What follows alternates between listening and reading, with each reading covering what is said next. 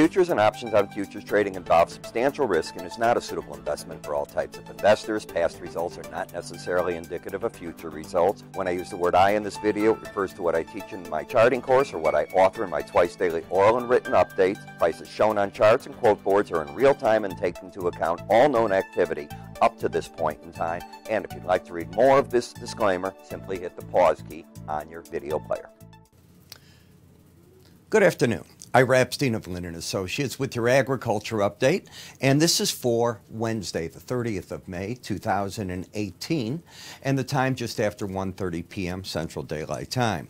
Well, as you can see, another down day in the grain markets. It's a combination, obviously, of fears about the tariff wars that start June 1st in theory, fears that the U.S. is putting another $50 billion of tariffs into place by the 15th of June on China, fears that what will happen is with an advanced team already at the meeting place where supposedly Commerce Secretary Ross is traveling on Saturday to meet with the Chinese. We don't know if anything's going to happen. The Chinese may just say, don't even bother coming. Nobody is certain what's going on. And uncertainty doesn't cause up prices. It generally causes a break in the market. Would you know, in looking at the stock market today and new highs, all-time highs in the Russell, that there was an Italian crisis yesterday and that everybody was saying, the stock market's trouble, trouble, trouble. Yes, you're putting some premium back into the yields. In other words, yields are going higher a little bit today. Nothing in a runaway, but still moving somewhat higher. Bitcoin down again, not able to hold the rallies.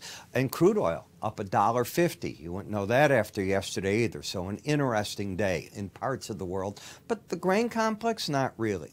What I see happening is the grain seem to be getting stuck at the 18-week moving average of closes. You're finishing today around 1023 in the lead contract. That number's 1026.5. Last week, we're only 2 days into the week, you were at 1041.5. So you've lost back that money, and you're very close to that number. I'm going to still call the market an existing down thrust, and because it's under the 18-week average of closes on a settlement price, it's got downside bias. When we look at the chart from yesterday, the one evident thing is you had an outside day down with good size follow through. I hope you remember what I said. We had a gap in the chart right back here, and to go there, it's pretty simple. We're talking from this day, in other words, from the low, and this is May 21st. From this low of 1011.5 to the high of 1007.75 on May 18th. There's a gap in the chart. Markets often fill gaps. Now, the hardest thing is figuring out when they're going to fill them, but it appears, that's all that I can tell you, that this market wants to fill that gap now. That's what it's looking like as the momentum of the market is working itself down.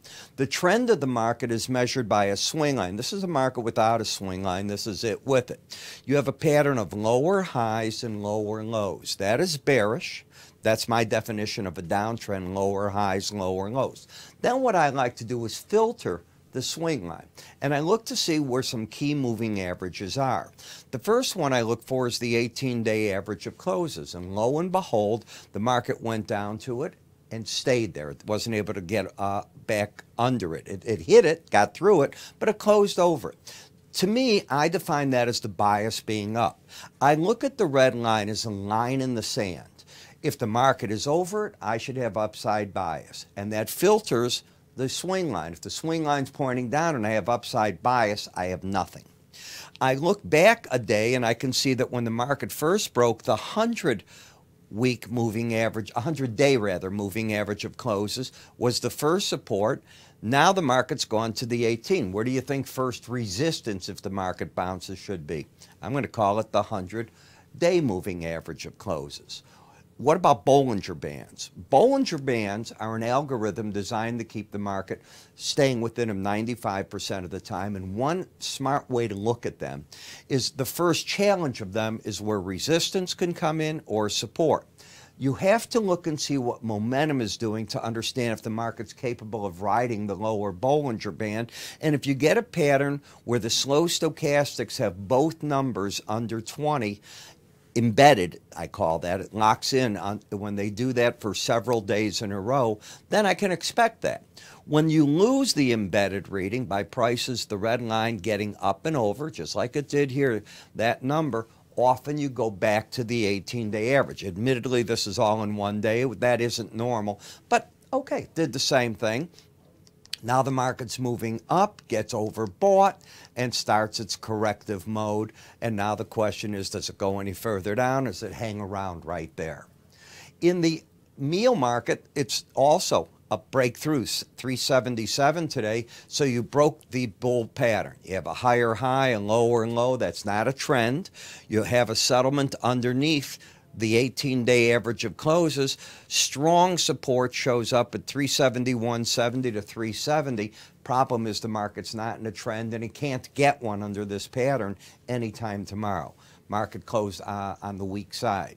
Soybean oil continues to get a bid because the spreads of long the bean, long the meal via short the oil are unwinding. And you can see you've had a pattern here of higher lows, higher highs. This is the bull part of the market. Should the market take out 3104 and not get back through that high, you will then end up with lower highs and a lower low under the 18-day average. So while the market's still good to the upside and bullish, the bulls have their job. They have to not let the market get under 3104. In the corn market, you've turned the trend down. Lower highs, lower lows, and that was yesterday. First objective I have is the lower Bollinger Band if you're going to continue to the downside. Secondary could be the 100-day average. Market today went down, and as you can see, finished at 393.5 right on that lower Bollinger Band. So if prices break anymore, I'd look for the 100-day average to offer the support. Is anything bullish on this chart? Nothing at all. In looking at momentum, are we oversold? No, neither number is yet under 30. In the wheat market, you lost the bullishness today. If you go back to yesterday, you still had a pattern of higher lows and higher highs. With today's break through 528.20, you break that pattern. Notice that momentum is turning down. However, you have no trend. You have a higher high and a lower low. That's nothing. The bias is up because you're over the 18-day average, but the momentum is down. Let's call it this market's lost its way. In the sugar market, you have an embedded reading. Both the red and the blue lines, K and D as they're called, closed under 20 today. Take a look. Over 80 today. I'm saying this all wrong. Over 80 today, over 80 the day before, over 80 the day before. To me, that means that the market on breaks should be well supported. If and when you get the red line back under 80, then I look for the number to come back down to the 18-day average of closes. On the negative side of the market, while this is up here, you still have to remember you've got pretty strong resistance, 1275 to 1285. If the market ever clears this and moves the prices up, we have a price count in the 1350 area, but we see strong resistance right in front of this market. A warning sign that things are going awry would be taking out today's low, because that is the low of an outside day up. In other words, we took out both the highs and lows of Tuesday, and if the market takes that out either on Thursday or Friday, I have a 2-day rule on that, then odds strongly favor the market going to make a run back to the 18-day average to regroup. In the coffee market, for those of you that get my subscriber videos, and they're not the ones you see on YouTube, you need a user ID and a password, and as I offered free trials to my research, and after that expires, you got to be a buyer. I was talking about this today, and one of the things I said, I think the smart money's coming out of this coffee, and lo and behold, against that resistance, somebody stepped in. In the cocoa market, you still have the fully bearish embedded reading. And this is what happens. You often ride the Bollinger Band when that occurs. I'm looking for support to come in between now the lower Bollinger Band at 2478 and 2420, the 100-day average of closes. Haven't had much of a rally off of this either. In the cotton market, what went up yesterday gave back some of the gain today. Now, the market lost its way in momentum. It's trying to turn down. You have 2 days in a row over the upper Bollinger Band. I look at consecutive closes over a Bollinger Band as this. 5% of the time, the market will stay over or under a Bollinger Band. When I get consecutive moves over it, I count each of those days as a rule of thumb, and no more than that, is one of those percentage points. So now I give myself a 3% chance tomorrow that the market will get over the upper Bollinger Band on a closing basis, or 97% chance it'll be under it. That doesn't change the trend. The trend is up. The question for me is the market could be ahead of itself. Just keep in the back of your mind, trends up don't mean you're going short looking for these markets to fall. This market's up because of a drought situation. You got some profit taking after a limit move yesterday. In the cattle market, limit up. That's as high as it can go in one day. So what we have is a market that's bullish. And if you take a look at the readings coming in, this is coming into today. You had the pattern of higher lows, higher highs. You hadn't been able to close over the 18-day average of closes yet. The key was to get over it and stay over it, and you did that today. Now you put in the line these two numbers up here as a resistance point. Support's back at the 102, let's call it 15 area, and momentum-wise, the market's already overbought. So that's a bit of a problem for it. In terms of the feeder cattle, let's take off today's action.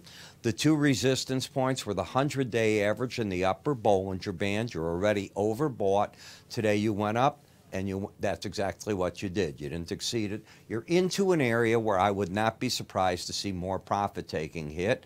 And in the hogs, you're knocking on the same area. Wouldn't be surprised to see that hit tomorrow, and the market sees some profit-taking from there as well. But when you look at all these support and resistance zones, we have a study that helps with that too.